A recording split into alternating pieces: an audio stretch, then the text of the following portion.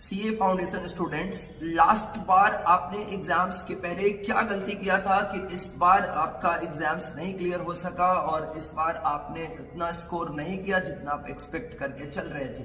वो गलती ये था कि लॉ के पेपर में आपने लिखने का प्रैक्टिस बिल्कुल भी नहीं किया। अकाउंट्स के क्वेश्चंस जितने आपको प्रैक्टिस करने चाहिए थे, राइटिंग में प्रैक्टिस करने चाहिए थे, लिख लिख के प्रैक्टिस करने चाहिए थे, आपने उतने क्वेश्चंस को प्रैक्टिस नहीं किया।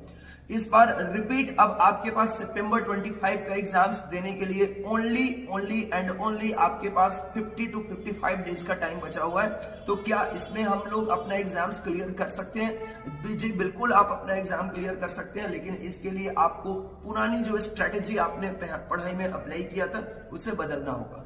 आपको इस बार लॉ के एटलीस्ट डेली 4 से 5 क्वेश्चन अभी से लिखना प्रैक्टिस कर दो। पढ़ो, आप हो सकता है 10 से 15 क्वेश्चंस आप पढ़ते हो, 10 से 15 टॉपिक को पढ़ते हो, लेकिन कम से कम 4 से 5 टॉपिक डेली राइटिंग में आपको प्रैक्टिस करना स्टार्ट कर देना चाहिए अभी से। एज वेल एज इसके साथ साथ अकाउंट्स के जो बड़े चैप्टर से जो बड़े स्कोर में बड़े मार्क्स में आते हैं अपने एग्जाम्स में, उसके लिए सेपरेट मैं आपको वीडियो बना के डाला हुआ हूं कि कौन कौन से चैप्टर आपको अकाउंट्स में जरूर से करके जाने चाहिए।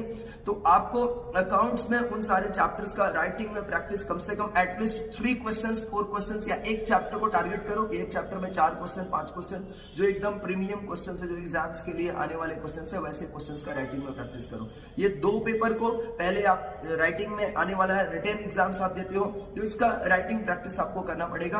आप एग्जाम्स में अगर राइटिंग प्रैक्टिस करके जाते हो तो कहीं से भी आपका बैक होने के चांसेस पूरा खत्म हो जाएंगे। इसके साथ साथ सर हम लोग को चारों सब्जेक्ट एक दिन में पढ़ाई करना चाहिए, तो जी हाँ बिल्कुल, चारों सब्जेक्ट आपको एक दिन में पढ़ाई करना चाहिए और पॉसिबल हो तो एटलीस्ट कम से कम 100 हो जाए तो बेहतर, कम से कम 50 एमसीक्यू आपको डेली मैथमेटिक्स का और 50 एमसीक्यू आपको इकोनॉमिक्स का डेली करना चाहिए। ऐसे करते जाने से और हो सके तो 10 आवर्स की स्टडीज आपको बिल्कुल करना होगा, तभी जाकर के ये 50 से 55 डेज का जो टाइम अवेलेबल है, जब आप ये वीडियो देख रहे होंगे तब आपके पास इतना ही टाइम अवेलेबल होगा।